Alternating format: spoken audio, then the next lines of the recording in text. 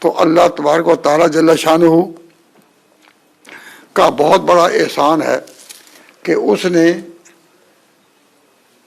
موقع دیا کہ برکت والے اوقات میں شاید پھر مسلمان پھر توبہ کر لیں اور اللہ کی طرف رجوع لائیں۔ نبی پاک صلی اللہ علیہ وسلم ارشاد فرماتے ہیں کہ مہینہ شہر مبارکن، یہ مہینہ جو آنے والا ہے یا رمضان، شہر مبارکن، بڑا برکت والا مہینہ ہے۔ فرض اللہ علیکم صیامہ، اللہ نے اس کے روزے تم پر فرض کیے۔ تفتح فیہ ابواب السماء، اس مہینے میں آسمان کے دروازے کھول دیے جاتے ہیں۔ وہ دروازے گو تمہیں نظر نہیں آتے، ہمیں نظر نہ آئیں، لیکن پیغمبر کا کہنا غلط نہیں ہو سکتا۔ وہ کس روحانی پیرائے میں کھلتے ہیں، کس طرح اس کا روحانی اثر پھیلتا ہے، یہ اللہ جانے، لیکن مسلمان کا عقیدہ یہی ہے کہ جو کچھ فرمایا نبی پاک صلی اللہ علیہ وسلم نے حق ہے۔ تو حضور فرماتے ہیں کہ اتاکم رمضان ہو، رمضان کا مہینہ آیا اور یہ مبارک مہینہ ہے۔ فرض اللہ علیکم صیامہ، اللہ نے اس کے روزے تم پر فرض کیے۔ تفتح فیہ ابواب السماء، اس میں آسمان کے دروازے کھولے جاتے ہیں۔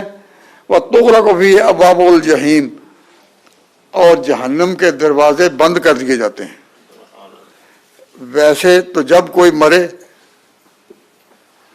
اور اس کا انجام جہنم ہونا ہو تو وہ اس کے مرتے ہی جہنم میں اس کا داخلہ ہو جائے گا، لیکن رمضان میں وہ مرنے والا بھی جو ہے اس کو رمضان کے اختتام تک اللہ تبارک و تعالیٰ جل شانہ نے جہنم کے دروازے بند کر رکھے ہیں، اس میں کسی کا داخلہ نہیں ہوگا، اور جو اس لائق بھی ہے وہ اپنی سزا کو پہنچے گا اس کے بعد۔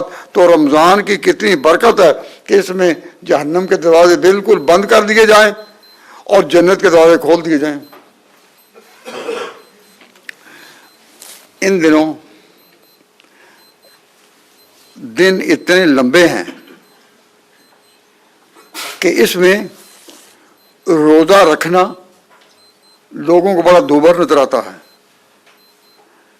لیکن یہ صرف ایک خیال ہی خیال ہے۔ انسان اپنی بزی لائف میں اور مصروف زندگی میں اس طرح گزر جاتا ہے کہ دن ختم ہوتے ہوئے پتہ بھی نہیں چلتا۔